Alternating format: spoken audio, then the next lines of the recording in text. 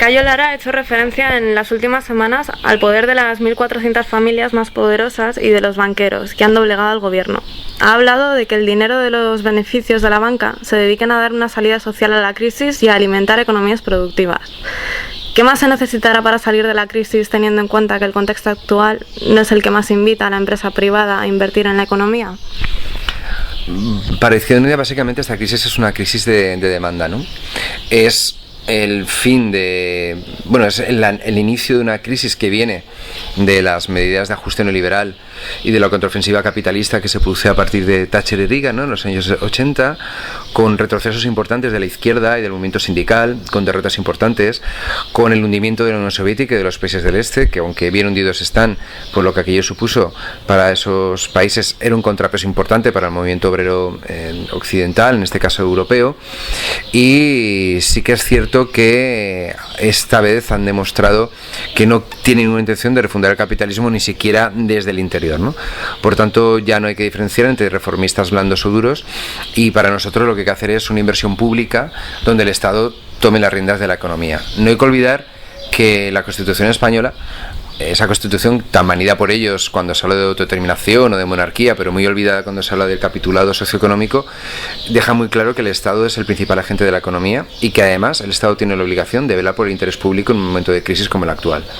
Creo que eso implicaría más inversión productiva y por tanto más inversión pública.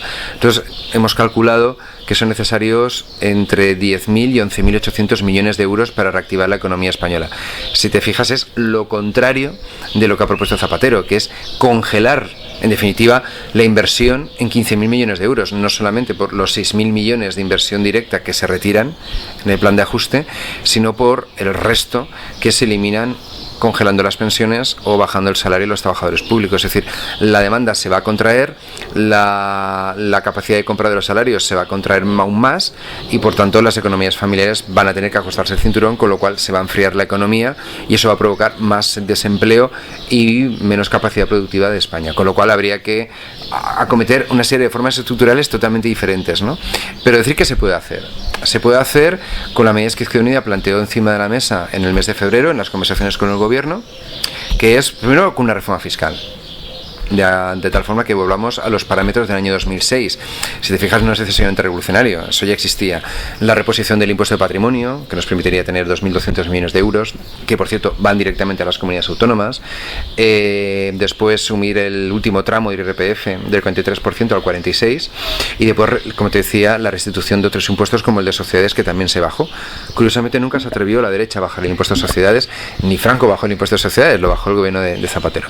Esa primera medida fiscal. Después la tributación de las sociedades como la SICAP, que tributan un 1%, obviamente que sea mucho más, y otra serie de reformas como atajar el fraude fiscal, que hace que este país recaude 30.000 millones de euros menos al año, ¿no?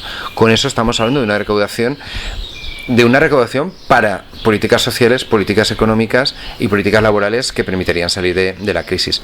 Lo que pasa es que hay que decir que además eso permitiría recortar el déficit público. Lo que pasa es que, claro, no sería un recorte inmediato, sino que tendríamos que negociar una tregua o, dicho de otra forma, renegociar con la Unión Europea que atrasáramos nuestro pago, ¿no? Eso Zapatero no lo ha hecho y yo creo que se ha plegado de una forma vergonzosa a los poderes económicos. Cuando ya Zapatero en el mitin de Elche decía que lo que ha hecho lo ha hecho por responsabilidad, siempre que un líder socialdemócrata oficial, no socialdemócrata de verdad, habla de responsabilidad y patriotismo, los trabajadores tienen que ponerse a temblar, porque la historia ha demostrado desde la Constitución de la República de Weimar hasta Zapatero que eso implica renuncias, traiciones y desencuentros, ¿no? Yo entiendo que Zapatero tenía dos opciones, aparte de la que ha hecho, ¿no? La primera opción era plantarse, como decía antes, renegociar la deuda, decir que iba a aplazar el pago, que somos un país soberano y que ni Estados Unidos ni nadie nos debe decir cómo tenemos que marcar nuestra economía, porque si tenemos déficit no es por el gasto, sino por lo que hemos dejado de ingresar, eso es importante, y por los fondos de ayuda al rescate bancario. Y después, si eso no le convencía o no podía haber presentado la dimisión.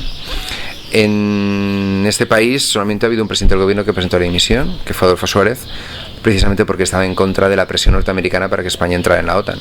No forma parte de su programa político ni de su ideario en ese momento, dimitió y se fue a su casa, ¿no? Si Zapatero tenía ese compromiso que él decía que era sólido, ¿no? Recuerdo al principio del curso, ¿no? En el mitin del sindicato de los obreros minero-metalúrgicos de UGT, cantando en la Internacional, pues si hubiera tenido un mínimo de vergüenza, pues os hubiera plantado, hubiera dimitido, pero nunca aceptar este medio de ajuste que es absolutamente impresentable.